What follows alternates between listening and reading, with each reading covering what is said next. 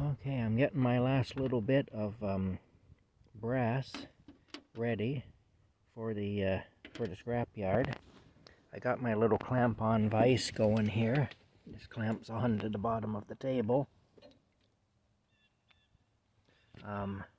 It's not as strong as a proper vise, but it's all right. And I'm just trying to extract that one little steel pin, because that steel pin takes the value out of it. And this is a fairly good chunk of brass. It's solid brass. So that's what I'm trying to do. I'm just cutting down through it. Once I get down so far, I should be able to just extract the pin. I'll take it this way too, I will. Down here on this side. There's a lot of work in scrap metal. And also, doing scrap metal is really hard on your hands. You get injured a lot doing scrap metal. And of course, the prices right now aren't great, especially here in Canada, because what they've done is there's one company now pretty much controls the industry, a company called American Iron and Metal, or AIM, and they're pretty ruthless, and they have a monopoly now, so they get away with shit. They do bad things, and they get away with it, and very corrupt anyway. There's Rocky. So you know, when you go, even to small independent yards where I go, you can't rely, because they sell theirs ultimately to AIM as well. So again, you don't get a good price for your materials. There's Rocky. Hey, good boy. He was outside a little while ago. But yeah, so anyway, that's where we're at.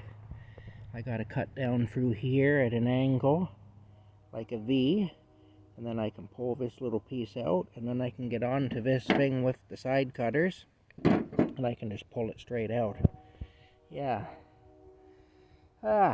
You get used to this after 30 years of doing it. And that's about how long I've been at it. 30 years ago, there was good money in it, though, because there was competition for your materials. It wasn't just one company. And if you didn't like the way one company did things, you had the option of going to another company. That gave us guys who were doing this kind of work power, but that's been taken away from us now, like so many other things that have happened. Gradually, the tax burden has been shifted to the poorer people.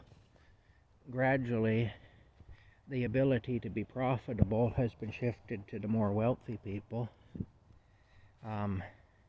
Gradually, away from the poor people, so there really isn't an ability to be profitable anymore. And gradually, the freedoms have been eroded, the human rights and other things like that. And so, here we find ourselves living in this nightmare. And if we don't do something about it, it's going to get even worse, because these people aren't letting up, And that's the problem with, it's a problem with human nature, really, is when we get away with something, we get emboldened, and then we do even worse,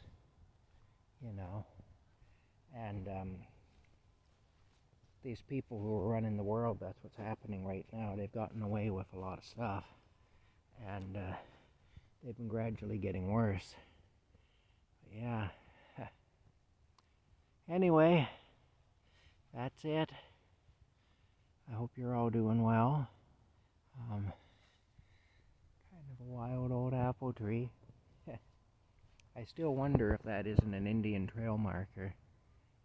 It looks like it was purposely grown that way, like bent that way. It looks like pictures of them I found online. Anyway, I don't know, it may not be. Maybe it grew that way for some other unrelated reason, I don't know. It's just something I wonder about.